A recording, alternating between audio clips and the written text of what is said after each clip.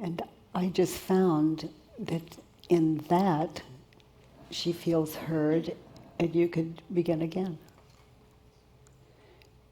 If it takes all year, there is space for you. Mm.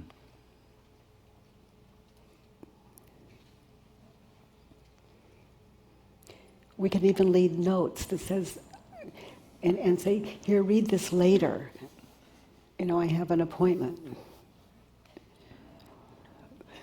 But when we shut down, our mind will tell it's hopeless. She doesn't care, she doesn't listen, she only thinks of herself, and then that becomes our mother. Our mothers are who we believe them to be. That's all they can ever be.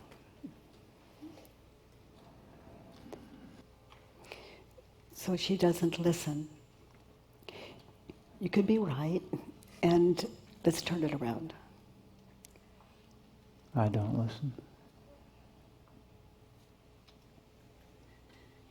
When I believe that she should be listening to me, I'm not listening to her. Okay, and direct it there.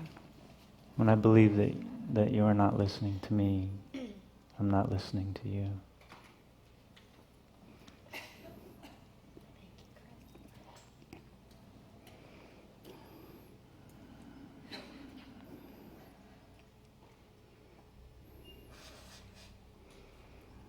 Yeah, I don't hear anything other than the thought that she's not listening. And what is it you want her to hear? Is it advice? Sometimes, yes. We don't want to hear it. Sometimes I think I'm right. We don't want to hear it. But when we ask you, we may be kind of open. Mm. But don't be surprised when we don't want to hear it. Because you're threatening our belief system.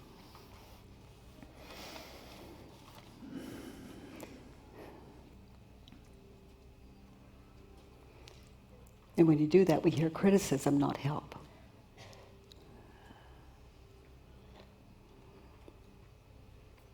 Yeah, I've heard that before. And do you relate to that yourself? Yeah. When somebody tells me something I don't want to hear, I feel criticized sometimes.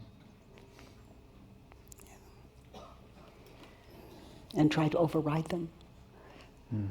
Yeah.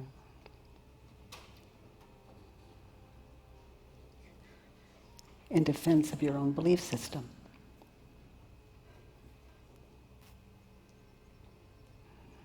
Yes.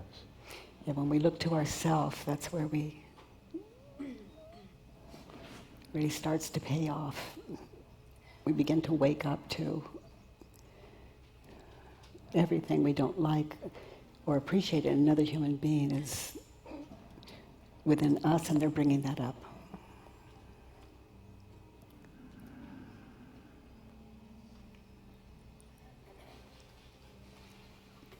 You So, okay, Mom?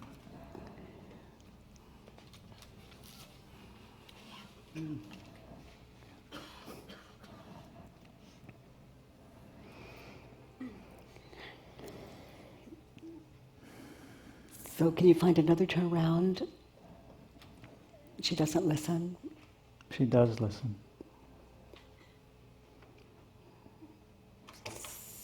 So have you had any experience where you've overridden him and he shut down or left and you heard what he was saying even though you were talking at the same time? Yes. Do you have any examples?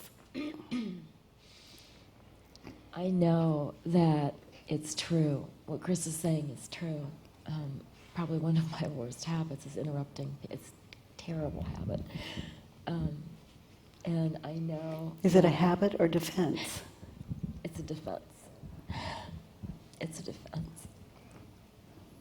And sometimes I do experience what someone or Chris is saying to me as criticism, and I do that as a defense because I just feel like I can't take anymore. Yeah.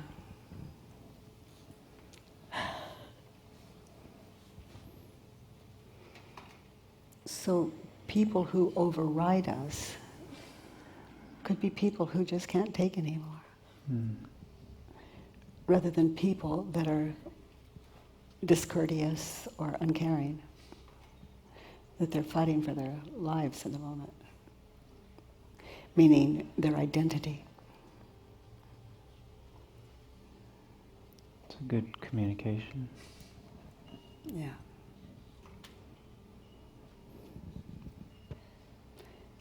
So, is there a signal you could get together, invite each other to?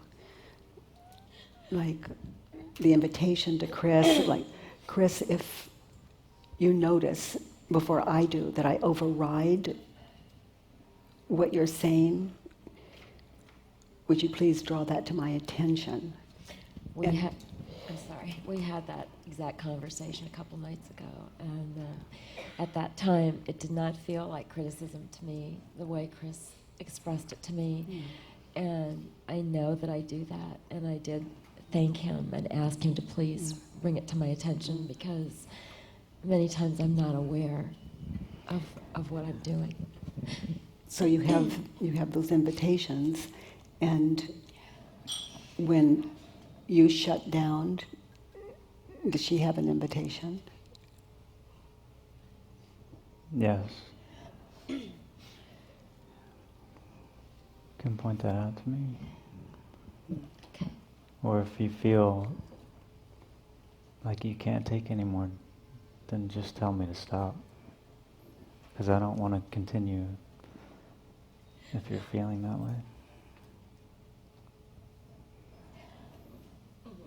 And then you can question, I can't take anymore. And be prepared.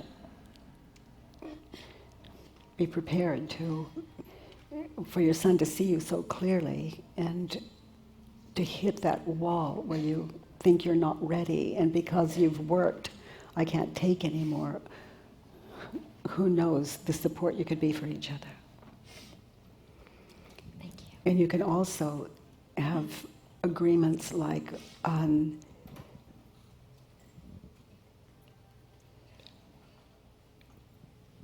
if I believe I can't take anymore and ask you to continue, will you hold me?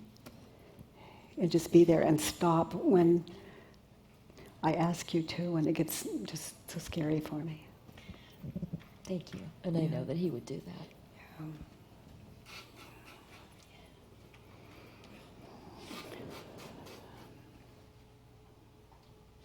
I love you. I love you too. It's okay. I really want to hear what you have to say.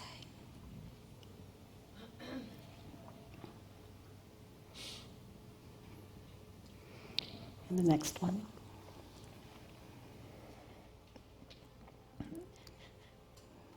You talk so much and so fast that there isn't room for anything else.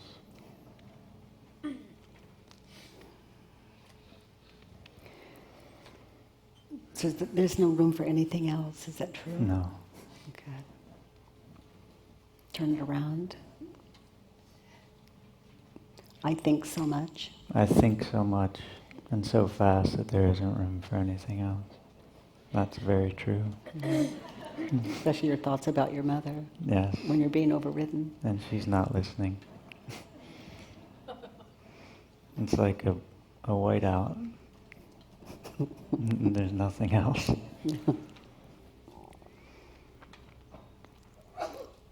And the next one. You don't take responsibility for your health, and you want someone else to do it for you.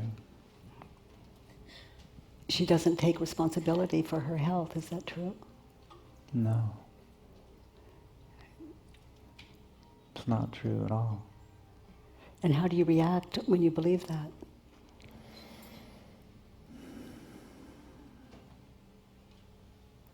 what happens inside of you when you believe the thought your mother doesn't take responsibility for her health. Fear. That's got to be pretty scary for a son. Fear.